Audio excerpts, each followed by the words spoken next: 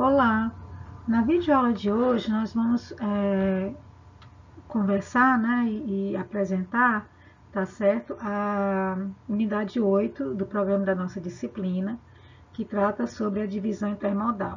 Lembrando que a divisão intermodal é a terceira subetapa do processo de previsão de demanda futura num processo inteiro de planejamento de transportes. Então, o objetivo dessa unidade é determinar qual é o percentual de viagens, né, futuras que vão ser realizadas com determinado modo de transporte. Que modo de transporte podem ser percentual de viagens que vão ser realizadas a pé, percentual de viagens que vão ser realizadas utilizando um veículo particular, percentual de viagens que vão ser realizadas por transporte coletivo, ônibus, trem, tá? Percentual de viagens que vão ser feitas, veículo particular inclui carro e moto, então determinar a quantidade dessas viagens que vão ser realizadas por cada modal existente dentro daquele centro urbano. Então, essa unidade está dividida nas seguintes subitens, né? Primeiro, o conceito introdutório dos principais conceitos, depois nós vamos comentar sobre os principais modelos de repartição modal existentes, quais são os fatores que influenciam na escolha de uma pessoa, quando ela vai escolher como é que ela vai fazer o seu deslocamento, e quais são os modelos matemáticos que existem, que a gente chama de métodos de repartição, que existem para poder comprovar essa decisão das pessoas, né? O que ela vai olhar para poder se decidir. Tá? Então, tem alguns métodos. Primeiro é o da atratividade do modo de transporte, depois são alguns modelos que são utilizados por algumas cidades. O modelo de Adams é utilizado por várias cidades norte-americanas, tem o modelo utilizado em Paris, o modelo utilizado pela empresa de pesquisa de tráfego também nos Estados Unidos, qual é o método utilizado pelo metrô de São Paulo e a maioria das cidades, tá certo? Por exemplo, aqui em Fortaleza, ela utiliza o método das curvas de desvio, que vai levar em consideração dois tipos de razão, a razão por tempo de viagem e a razão por custo de viagem. Nessas duas razões, tanto o tempo de viagem como a razão do custo de viagem, ela vai comparar sempre o transporte coletivo com o deslocamento feito pelo transporte individual. Então, vamos falar agora sobre os conceitos introdutórios. A etapa de divisão intermodal, ela é a terceira subetapa do processo de previsão de demanda futura, que faz parte do todo do processo de planejamento. Quando nós falamos da unidade de planejamento e transporte, nós falamos que quais são as etapas do processo de planejamento nesta área. Primeiro, tem que definir as metas e objetivos que devem ser alcançados, como redução do tempo de viagem, redução do custo tá, operacional, diminuição de quilometragem rodada, né? Diminuição do custo da viagem. Então, estabelecer essas metas, tá? Diminuição também, que a gente pode falar, por exemplo, do tempo de embarque e desembarque dentro do aeroporto, tá? Então, tudo isso são exemplos de diminuição também, para a gente complementar, sobre tempo de carga e descarga em portos marítimos, né? Então, isso são tudo estabelecimento de metas e objetivos. Depois, participar da etapa de coleta de informações através de pesquisas, né? Ou pesquisa domiciliar, ou pesquisa realizada no navio, ou pesquisa realizada no cordão externo, tá? Para buscar informações sobre as condições dados socioeconômicos da população, tamanho da população, uso e ocupação do solo, quantas residências tem, local dos hospitais, local da zona bancária, local das escolas, onde é que tem indústria, localização de bares, restaurantes, comércio, quantidade de estacionamento, tudo isso faz parte da pesquisa de coleta de dados. Tá? E aí participa o processo de previsão de demanda futura. Para a primeira unidade nós já conversamos, que foi a unidade de geração de viagens, que é o número de viagens que vão ser futuramente geradas, produzidas ou atraídas em uma zona de tráfego. A distribuição de viagens foi a unidade que nós vimos anteriormente, né? Que é o número de viagens interzonais que são realizadas entre par de zonas, né, no futuro, tá? E agora nós vamos ver como é que essas viagens vão ser feitas, qual modal vai ser utilizado. Então, nós estamos na terceira subetapa do processo de previsão de demanda futura. A próxima unidade vai ser sobre a alocação de tráfego, que é a escolha das rotas. Depois parte-se para a última unidade do programa do semestre, que seria a avaliação do custo e benefício econômico para poder selecionar quais os projetos que vão ser investidos na área de transportes. Então, a geração de viagens, como a gente já falou, ela estima o número total de viagens futuras que são produzidas ou atraídas dentro de uma zona de tráfego. A distribuição de viagens vai determinar o número de viagens que são realizadas entre cada par de zonas, como já foi comentado. E a divisão intermodal é a gente tentar estimar a quantidade de viagens futuras que vão ser feitas por cada diferente tipo de modal. Então, naquelas 5 perguntas sobre os questionamentos que tem que ser feitos no planejamento de transportes, a primeira pergunta, quais são os 5, né? Vamos relembrar. A primeira é a quantidade de pessoas que vão se movimentar, e cargas que vão se movimentar de um lugar para o outro. A segunda pergunta, para onde essas pessoas e cargas vão se movimentar? Como é que as viagens vão ser feitas, né? De que são movimentados os bens e as pessoas, que é a terceira pergunta. A quarta pergunta, por onde vão ser feitos esses movimentos, que são as rotas, é a quarta pergunta. E a quinta pergunta, quais são as consequências, que é a avaliação econômica. Então, a primeira pergunta a gente já respondeu, né? Que a quantidade de pessoas que vão se movimentar de um lugar para o outro é a etapa de geração de viagens. Segunda pergunta também já foi respondida. Para onde é que essas pessoas vão, para que zonas essas pessoas vão e essas cargas vão, é a distribuição de viagens. E agora nós estamos respondendo a terceira pergunta. Como é que essas viagens vão ser feitas? De que são movimentados os bens das pessoas, que é a divisão intermodal. Então, a divisão intermodal, o que ela é? Ela vai estimar a provável repartição das viagens futuras entre os diferentes meios de transportes. Aqui nós temos 3 fotos, né? O veículo particular, que pode ser carro, moto, o transporte coletivo, que pode ser o trem, né? O metrô, o VLT, ou então o ônibus. E vai ser o quê? Uma divisão proporcional do total de viagens realizadas pelas pessoas entre os diferentes meios de transportes. Tá? Pode ser através de uma razão em relação ao número total de viagens, ou pode ser feita através do percentual do número total de viagens. O mais comum é o percentual. Então, a divisão intermodal é tentar estimar como é que vai ser feito esses deslocamentos. Se vai ser feito por carro ou por moto, se vai ser feito por trem, metrô, VLT ou por ônibus, tá? E aqui aparece avião, né? Avião, professora, aqui por exemplo, na cidade de Fortaleza não tem avião. Sim, não tem avião, mas nós temos helicóptero. Não tão quanto São Paulo. Por exemplo, São Paulo tem um tráfego de helicóptero bastante grande, então também tem que ser considerado, tá? Então, por isso que eu coloquei a foto de avião. Então, a divisão intermodal, essas viagens futuras, nós temos que escolher os tipos de meios que vão ser utilizados. Aqui em Fortaleza, nós podemos utilizar, pode ser feita a viagem a pé, através do veículo particular, pode ser feito através do ônibus, do metrô, e está faltando aqui o VLT. E também pode ser realizado através das bicicletas compartilhadas, ou veículo compartilhado. Mas eu não coloquei aqui porque ainda é um percentual pequeno dos deslocamentos que são feitos aqui na cidade de Fortaleza.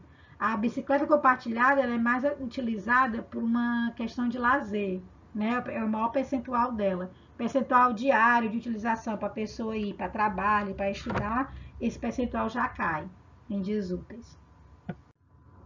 Então, a divisão intermodal, qual é a importância dela? Principalmente, a gente como engenheiro de transportes poder dimensionar corretamente a frota dos respectivos modos de transporte, para não poder faltar o atendimento, né, à demanda, ou seja, a oferta conseguir ficar não 100% ideal, mas o melhor que puder ser feito para atender a demanda por transporte. Então, quais são os modelos de repartição modal que são existentes? Nós temos 2 tipos de modelo.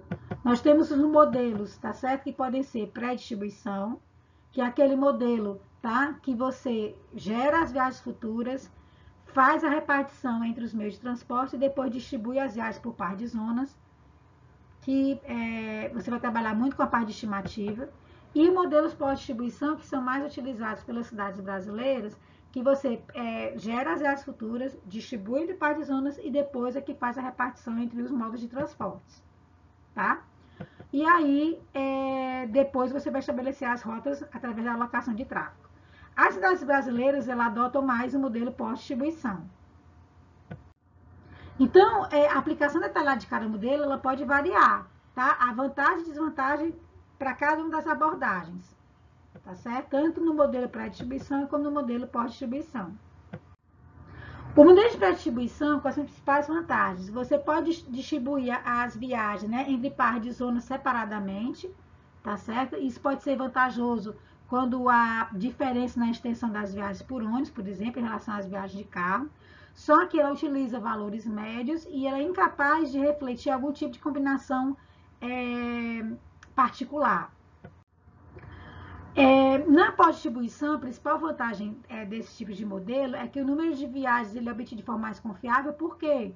Porque você calcula, obtém as viagens futuras geradas, depois distribui entre pares de zonas, e aí a partir dessa distribuição feita é que você vai estimar o percentual de cada modal. Então, é um número de viagens mais confiável, tá? E ele sempre considera o propósito da viagem, o dia que foi realizada, a hora, relaciona com tempo, com custo, tá? Agora, se o número de zonas for muito elevado, tá? E requerer um número de divisões também elevado, pode ser que tenha algum tipo de distorção, mas é muito pequeno.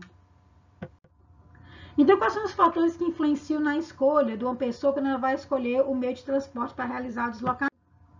Ela vai pensar, principalmente, na velocidade de percurso e no tempo de viagem. Esses são os principais fatores que são levados em conta. Depois é levado em conta o quê? O comprimento do trajeto, conforto, né, conveniência, o custo, quanto é que ele paga, se ele confia ou não nos modos alternativos de transporte, se é confiável a disponibilidade deles, o tamanho da cidade, né, a composição urbana e, lógico, o nível socioeconômico, porque às vezes se a pessoa não tem um nível socioeconômico para ter um carro, ela não tem outra opção a não ser utilizar o transporte coletivo. De um modo geral, existem 3 características que são consideradas para que influenciam na escolha por um determinado meio de transporte. Primeiro, a característica da viagem a ser realizada propriamente dita. Depois, a característica do viajante. E terceira, a característica do sistema de transporte. Com relação à viagem realizada, é levado em consideração o comprimento da viagem, o tempo gasto no deslocamento e o propósito da viagem. Se é para trabalhar, se é para estudar, se é para lazer, né? Depois, a característica das pessoas que vão se deslocar, geralmente é fator socioeconômico, e do sistema de transportes para poder determinar o percentual das viagens que são feitas por cada modal existente. Então, na característica de ser viagem realizada, geralmente você vai olhar o comprimento do trajeto, né? Ou seja, a distância que vai ser percorrida, tá?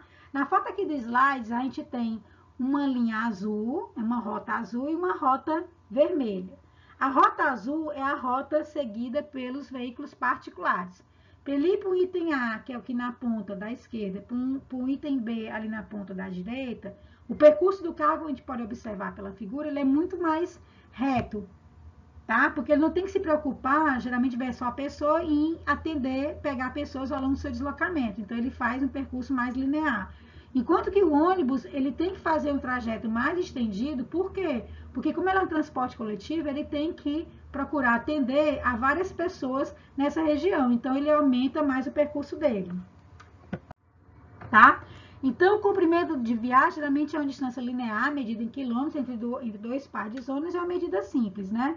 E como a gente volta a ver a figura, a linha azul é o percurso feito por carro e a linha vermelha é o percurso feito por ônibus, que tem um trajeto um pouco maior, tá? Então, é a maneira mais exata, que é o comprimento da rota mais provável a ser utilizado pelos transportes públicos, que é pelos particulares, né? Sempre o transporte público vai ter uma rota maior, porque ele vai ter que atender mais gente, mais pessoas. Outro valor influenciado quando a gente vai olhar a característica da viagem realizada, um é o comprimento do trajeto, o outro é o tempo gasto para efetuar essa viagem porta a porta, né? Que o tempo geralmente é o fator que mais se utiliza para fazer a escolha, né? E aí você vai considerar as razões e os tempos de cada modo com relação, como fator comparativo, para escolher qual é o modo que você vai, se vai fazer a viagem por carro, se vai fazer a viagem por ônibus, se vai fazer a viagem por trem, né? Vai comparar os tempos de deslocamento. Então, o tempo gasto para efetuar essa viagem porta a porta, a razão entre esses tempos de viagem por modos competitivos, ela pode ser usada como uma medida de comprimento de viagem, tá certo? Mas você não pode considerar ela isoladamente, tá? Então, por exemplo, aqui a gente tem dizendo que a razão entre o tempo de viagem do veículo particular pelo transporte público é 0,5 e a velocidade média do carro é 20 km por hora e a viagem do ônibus é 10 km por hora. Se você tiver uma extensão de até 5 km, a diferença do tempo de trajeto de viagem do ônibus para o carro vai ser apenas de 3 minutos. Agora, se a distância ela passa de 5 km, essa diferença vai passar para 15 minutos. Né? Então, pode-se concluir que, nesse caso aqui, menos pessoas vão utilizar o transporte coletivo à medida que a distância aumenta. Ela vai preferir o transporte particular. Lógico que tem outro fator que deve influenciar na escolha, é que se tiver prioridade na malha viária para o transporte público. Porque se tiver prioridade, ou seja, faixas exclusivas para o transporte, em muitas ocasiões o transporte público vai ser mais rápido do que o carro, como é o caso que acontece aqui no deslocamento da Avenida Bezerra de Menezes. Na Bezerra de Menezes, o ônibus percorre o percurso todo da Bezerra de Menezes bem mais rápido do que os veículos particulares. Com relação ainda a característica da viagem ser realizada, a outra característica que vai ser levada em conta é o propósito da viagem. Se a viagem vai ser feita para se deslocar para o trabalho, se ela vai ser feita para se deslocar para estudar, se ela vai ser feita para fazer compras, para o lazer, etc. Tá? E então, quando a viagem se baseia da residência para ir para a escola ou da residência para ir para o trabalho, as pessoas podem vir a escolher mais os transportes públicos. Enquanto que, se a viagem for feita do lar para fazer compras, é lógico que você carregar compras dentro de um ônibus é bem mais desconfortável que você utilizar um carro. E aí ele vai escolher o veículo particular. Aqui inclui também, gente, quando o caso que a pessoa não tem carro, ela pode se deslocar através do Uber para fazer suas compras e ela não vai utilizar o ônibus. Tem que fazer essa observação.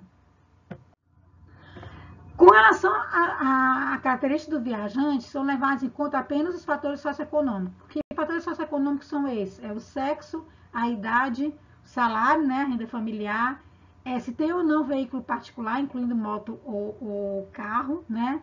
A densidade de desenvolvimento residencial, porque quanto mais adensada for uma região, ele pode vir a trocar o carro pelo transporte coletivo. Agora, quanto mais a ermo, né? Menos for o desenvolvimento residencial, vai preferir mais o veículo particular. Quantas pessoas tem a família e o tipo e local de trabalho. Por exemplo, se for um local de trabalho que ele vá de manhã, passa o dia todo no local de trabalho e retorne à noite, ele pode utilizar transporte coletivo para fazer esse deslocamento. Agora, se for um tipo de trabalho que ele vai ter que visitar vários clientes durante o dia, né, então ele vai preferir utilizar um carro da empresa ou o próprio veículo dele para poder fazer esses deslocamentos. Renda, né? A renda é que diz que quanto maior for a renda de uma família, tá? Mais maior a possibilidade da pessoa comprar um veículo, fazer os deslocamentos dele e manter esse veículo, tá? Então, o uso do veículo particular depende da possibilidade econômica da pessoa poder comprar o veículo e conseguir manter, tá? E essa propriedade do veículo, como eu já falei, é em função da renda, né? E a renda, ela é um dos principais fatores também que influenciam na escolha modal. Tá? A renda pode ser de um único chefe de família ou a renda total da família a ser considerada. Então, aqui a gente tem um gráfico que mostra a percentagem de viagens que são feitas para o trabalho realizado em transporte público com comparação à renda. Né? 3 cidades, 2 cidades norte-americanas e uma cidade canadense. A cidade norte-americana é Filadélfia e Washington, e a cidade canadense é Toronto. Nós podemos perceber que quanto maior a renda vai aumentando, né? Por exemplo, ela passa de $1.000 para $2.000, para $3.000, você ainda utiliza, nesse primeiro até $3.000, assim, até $2.000, você ainda utiliza muito transporte coletivo. À medida que vai passando de $2.000, vai para $3.000, $4.000, $5.000, $6.000, $7.000, esse percentual de se deslocar para o trabalho utilizando transporte coletivo vai caindo e as pessoas vão preferindo o transporte individual, o veículo particular. Essa propriedade dos veículos é um fator mais significativo entre aqueles que afetam a escolha do modal, tá? Os domicílios que não possuem carro próprio, eles têm uma taxa de geração de viagens bem menor do que aqueles que possuem carro próprio, porque o carro é utilizado tanto para ir para o trabalho, para a escola, como para ir para fazer compras, como para ir para o lazer, para ir para médico, para ir para banco, né? E se comparado com a renda, torna-se mais fácil você ter estimativas mais confiáveis. A densidade de desenvolvimento residencial, aqui como eu já comentei, né? Se você tem uma área residencial que ela é muito a ermo, você vai preferir utilizar o veículo particular. E se você tem uma densidade residencial grande, tá certo? Bem adensada, você vai poder utilizar o transporte público, é uma possibilidade. Então, à medida que a densidade residencial ela diminui, também diminui o uso dos transportes públicos. E aqui tem um gráfico mostrando com relação a essa densidade de desenvolvimento residencial, tá? À medida que a densidade ela vai diminuindo, as pessoas vão deixando de utilizar o veículo coletivo e vão utilizar o veículo particular. Com relação ao sistema de transportes, você vai levar em consideração o nível do serviço que é prestado pelos diversos modos de transporte, né, existentes, quais são as diferenças ou relações de custos entre os modos, tá certo? E a característica socioeconômica do viajante, e geralmente utiliza os modelos pós-distribuição, né, que vai relacionar custo, tempo de viagem, nível de serviço, para poder fazer a escolha do modal de transporte.